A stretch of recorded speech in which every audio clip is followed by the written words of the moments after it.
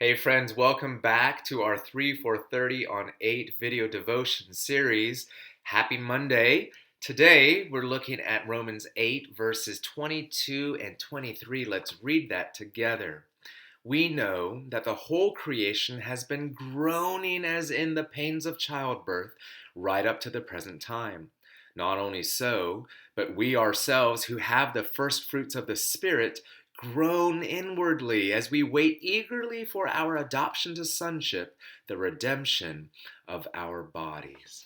I want to talk to you for a moment about our emotional experience of this pandemic because I think our passage takes us there.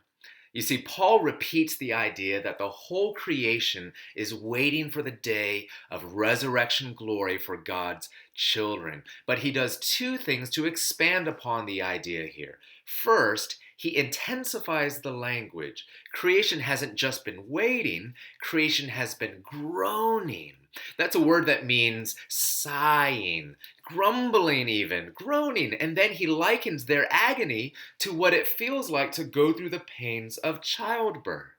Second, what Paul tells us then is not just that it's creation that's groaning like this, but we ourselves are groaning inwardly too, agonizing under the burden of disease, decay, and death as we wait for glory. So, do you know what a biblical response to this pandemic sounds like?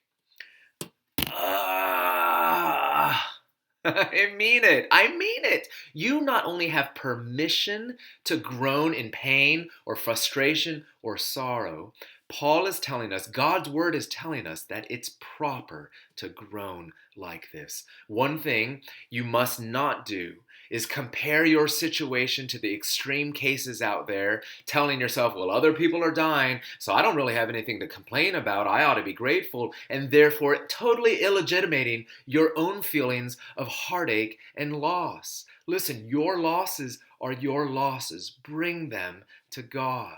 Friends, have you been brutally honest about how you've been feeling lately? Yesterday, Easter was pretty tough for me. I was a little bit depressed the entire day. And one of the most important things we need to learn to do right now is lament, to pay attention to our losses without distracting ourselves, without numbing ourselves, and just to let ourselves be sad or mad.